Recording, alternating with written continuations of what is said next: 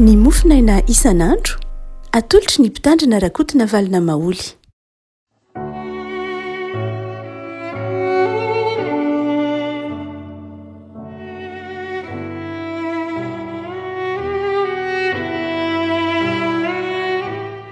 Faniarabantsika rehefa malala tratra ity zoma faharoa amby roapolo ny volana may ity.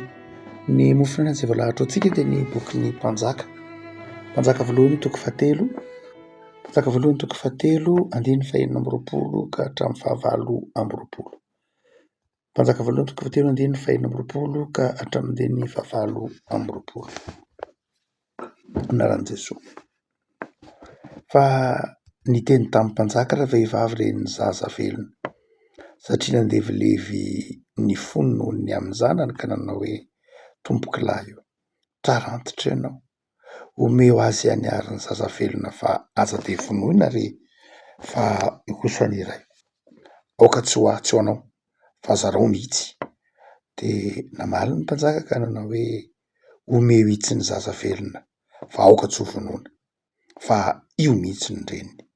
Raha ren'ny Israely rehetra zany fitsarana nataon'ny mpanjaka izany dia natahotra ny mpanjaka izy satria hitany fa misy fahendren'Andriamanitra ao am-pony entiny mitsara.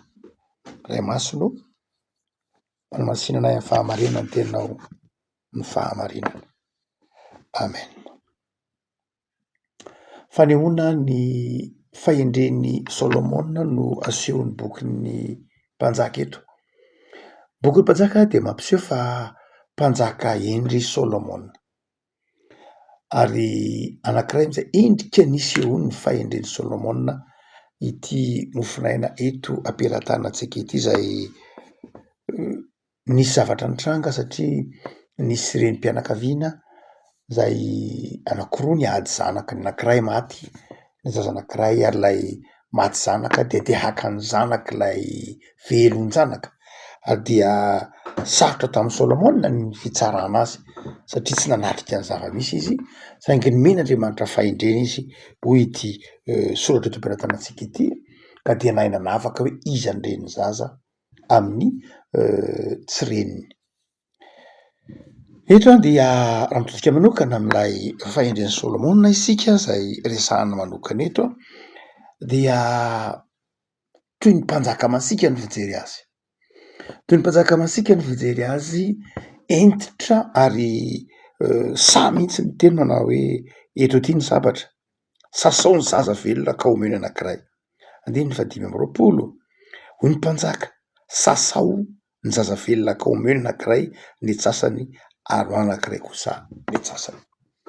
Tsy dia mora loatra akory eo anatrehan'ny toe-javatra tahaka izao ny fomba fitenin'ny Solomona mpanjaka, satria raha jerena dia toy ny fihetsika miaro abibiana mihitsy zany, satria zaza velona ve ho sasahana, zaza velona ve ho zaraina, ho didiana.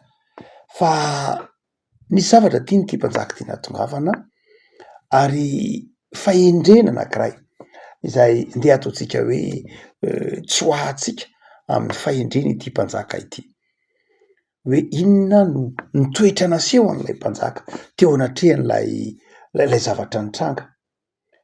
Tena mpanjaka masika marina ve izy? Tena malefaka ve izy? Fa hita ao anatiny ity tantara ity reto zavatra anankiroa reto amin'ny toeran'ny Solomona, mpanjaka entitra, toe-tsaina entitra, toe-tsaina mahitsy, nefa koa hita eto amin'ity andininy ity ilay fahalemem-panahy. Hita ao anatin'ity toetra ity koa ilay fieritreretana, ilay fahoriana ilay reny anankiray. Tsy dia mora loatra amin'ny fiainana andavanandro ry havana izany fahendrena izany, ny hoe amin'ny lafiny ilany mila toe-tsaina entitra ianao, mila fijoroana ianao, mila fasiahana amin'ny fomba tsara koa raha indraindray mahavita miteny hoe zao atao, sasao io zaza io. Tsy mora zany fanapa-kevitra miseho anatrehan'ny fiarabenina zany, ary zay nahatonga ny vahoaka natahotra ny mpanjaka eto ho ny filazan'ny mpanjaka azy, satria nanana izay toetrana entitra izay Solomona. Fa nefany amin'ny ilany indray dia izao toe-tsaina izay malemy fanahy, omeo hitsy ny zaza fa aoka tsy ho vonoina fa io mihitsy ny reniny. Toetsainy zay nieritreritra ny aino ny fahorian'ilay vehivavy, nanaiky iaino ny adiny reto vehivavy zay adym-behivavy, nanaiky ny aino an'izany i Solomona. No zany dia tsapa io ilay fakana elanelam-panana tsy de mora loatra satria zay anankiray amin'ny antsoina hoe fahendrena.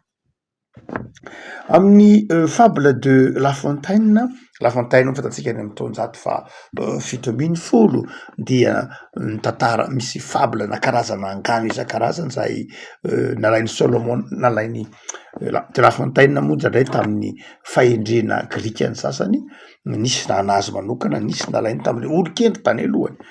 Dia ao anatin'ny fable de La Fontaine anankiray misy tantaran'ny chauve-souris sy ireo belety anankiroa.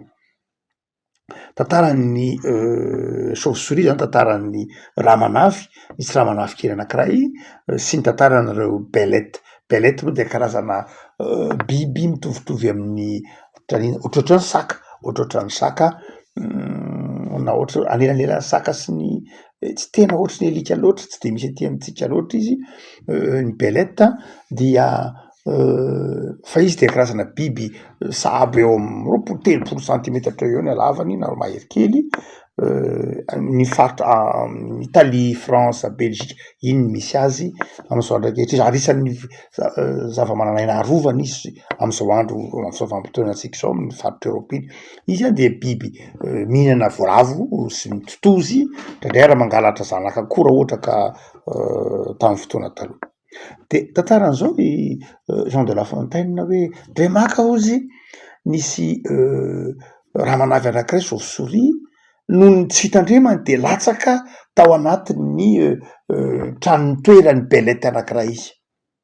Dia rehefa latsaka tao amin'ny tranony'ity belety izy, avy hatrany dia nisamborony lay belety satria noheveriny lay belety fa voalavo. Dia hoy lay belety hoe hoy lay chauve-souris hoe hoy lay belety zany hoe azoko ianao androany.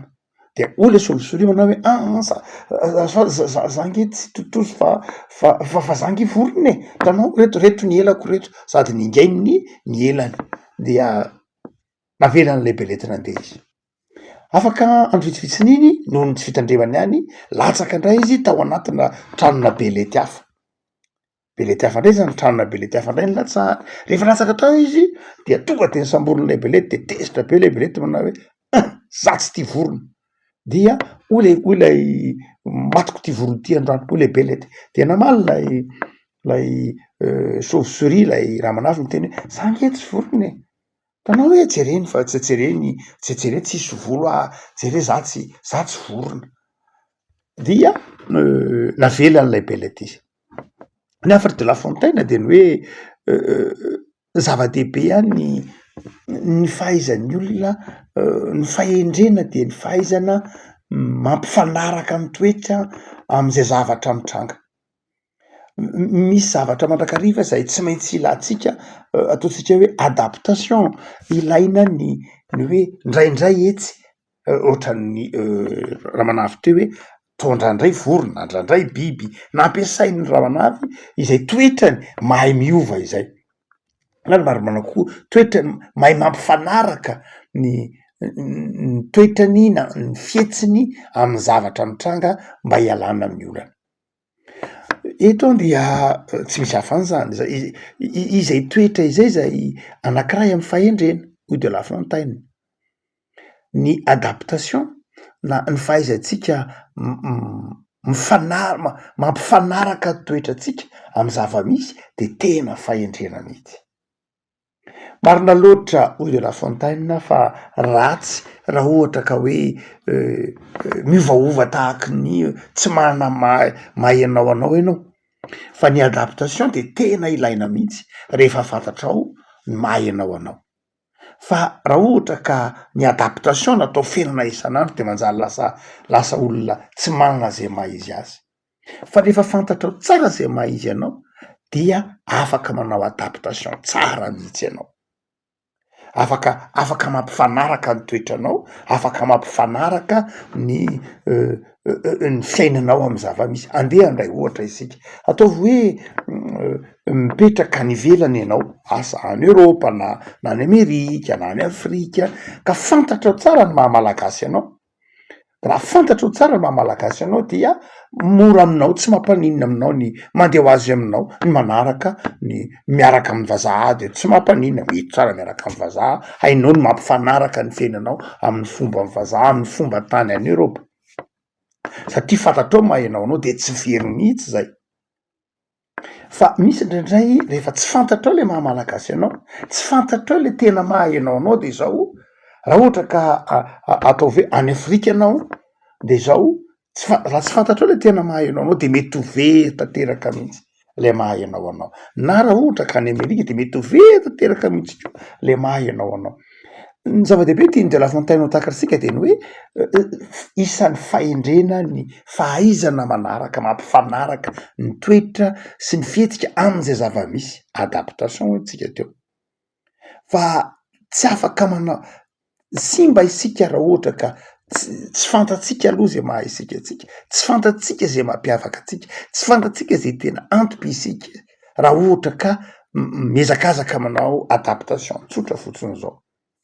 Dia tonga ampetritra zany tantarany de La Fontaine zany manoloana ny fihetsiky Solomon eto.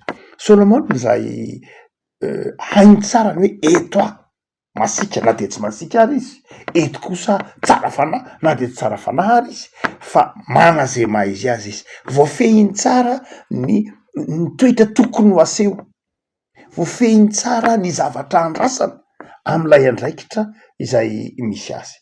Isan'ny fahendrena anankiray izay tiany soatra masina ho takaritsika izay fahendrena mahay mampifanaraka ny fihetsika amy zava-misy izay. Ny taona tamy taona 70 aty ambadin'alo kely zay de nivoaka tao anatin'ny théologie protestante ny antsoina hoe théologie contextuelle na tsy maninona, hoe théologie manaraka ny zavatra mitranga. Ny avana katolika moa dia nampiasa ny antsoina hoe inculturation, fa ny protestanta kosa de nampiasa antsoina hoe contextualisation, zany hoe ataovy mifanaraka amy zava-misy, nafantaro ny zava-misy dia fakafakao ary dia mamokara théologie mifanaraka am'zay zava-misy, tsy ny zava-misy akory no anefy ny théologie anao, fa zao ny théologie anao de zao jereo tsara mba hifanaraka amin'ny toe-javatra mitranga, fa tsy hoe ny théologie any Europa no ampiarina amy vantana aty Afrika, na ny théologie aty Afrika de iainana amy vantana ny Amerika, fa jereo tsara ny contexte, jereo tsara ny zava-misy. No zany dia tena zava-dehibe mihitsy tao anatin'ny tantaran'ny fiangonana tety Afrika, teto Madagasikara, ny antsoina hoe théologie contextuelle. Ary dia mandraka ankehitriny dia voizina iainana ao anatin'ny fiangonana ny hoe mahaiza mamakafaka, mahaiza mijery, mahaiza mampifamatotra ny théologie, ny fampianaran'ny fiangonana amy zava-misy marina mahamalagasy am'izay mety maha isikatsika, fahendreny zany. Rehafako malala amin'ity zoma ity ara dia tiany tompo isika mba ay anavaka tsara, amantatra ny tenatsika, amantatra zay maha isikatsika, amantatra zay maha malagasy atsika, amantatra n'izay maha olom-pirenena atsika, amantatra zay mba kolotsaintsika mifanaraka amy soatra masina, mba ahafahatsika miaina ampahendrena maha isikatsika eo anivon'ny fiarahamonina zay misy atsika. Ary izany nefa de zao tsy ny sain'olombelona no ahavitana an'izany, fa ny fitarihin'ny fanahin'Andriamanitra. Ny fanahy masina no mampianatra atsika afaka mijoro vavolombelona, mahatonga ny de La Fontaine ny hoe souplesse, hoy izy amin'ny tantaran'ny zava-dehibe ny souplesse, hoy izy amin'ny tantaran'ilay chauve-souris sy lay bolety anakiroa, zava-dehibe ny souplesse, inona moa le souplesse resahana eo, lay fahaizana mampifanaraka fahendrena mampifanaraka ny fihetsika amin'ny zavatra mitranga sy ny manodidina. Tsy olona miova loko akorina sanatria zay zava-dehibe, na hoe sanatria amin'ny mpanao politika hoe miova palitao isaky ny metsika sanatria ny vava, tsy zay loatra fa olona zay mahay mampifanaraka ny fahendreny amin'ny zava-misy hoe zao no takin'ny fahendrena, zao fahendrena takin'ny fiarahamonina ankehitriny, de zao mianatra mamolatena mba tsy hiziriziry, mba hanaiky aino, mba hanaiky amboatra ny fihetsika hifanaraka amin'izay mety ho ilaina mba hampandeha ny asa, mba ilaina mba hampandroso ny asa. Ravako zava-dehibe ara ny toe-tsaina entitra eto, ary zava-dehibe koa nefany ny fahalemem-panahy. Ilaina ny ananana fahendrena mandrakariva. Mila amin'ny fotoana sasany de zao misy fotoana ilana an'izay toe-tsaina ataontsika hoe mahitsy, fa misy kosa amin'ny fotoana ilaina toe-tsaina mahana fahalemem-panahy. Zay mahatonga an'i Jesosy nanafatra manao hoe endre tahaka ny menarana, zany hoe aoka haranitra tahaka ny menarana, ho mailo tahaka ny menarana, nefa koa aoka ho mora tahaka ny voromailala. Afako tsy fahendren'olombelona zany fa asan'ny fanahy masina. Ny fanahy masina no mitaona antsika, miazona antsika mba hanana fahendrena, de ny fahendren'i Jesosy, fahendren'ny fanahy masina mba hahatonga antsika afaka mijoro vavolombelona amin'ny fahendrena zay tian'Andriamanitra hananantsika. Vavaksika tompo amisoranao zahay noho ny amin'ny zoatra masina zay mampianatra anay, mampahery anay, mitaona anay hanao zava-dehibe ny fahendrena, dia ny fahendren'ny teninao tsy fahendren'olombelona fa fahendren'ny fanahinao masina, fanahinao zay fanahy endry ka mahatonga anay afaka mahay mitondra tena tsara fanaraka amin'ny sitraponao. Vavak'izay tompo ome fahendrena amin'ny fiainana isan'andro, ome fahendrena faiza mitondra tena manoloana ny mpiarabelona aminay, manana toe-tsaina entitra, manana toe-tsaina mijoro tsara, nefa koa mahana fahalemem-panahinao Andriamanitra.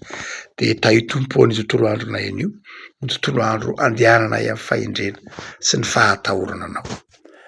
Sotra tompony amin'ny fiavitan'ny fivorian'ny FFKM, ny komity foibe, sotra tam'izay rehetra noraisina sy ny fampizarana, de mitrotram-bavaka ny asan'ny FFKM zay, am'izay rehetra fanapahan-kevitra noraisina amin'ny fikasana zay mbola ho tanterahina, de ampahirezy ny fiangonanao, ary vontosi ny fahendren'ny fanahinao masina mba ho tsapan'izay rehetra mifanerasera amin'ny fiangonanao, fa manana anao ny fiangonanao, ary mitoetra ao amin'ny fiangonanao ianao, manome anay fahendrena, fahazavan-tsaina, fahalemem-panahy, faharetana. De ataovy mahavohokatra amin'ny asa tsara izay tompo makivaky ity soma tontolo andro ity, amin'ny anaranao Jesosy, amen.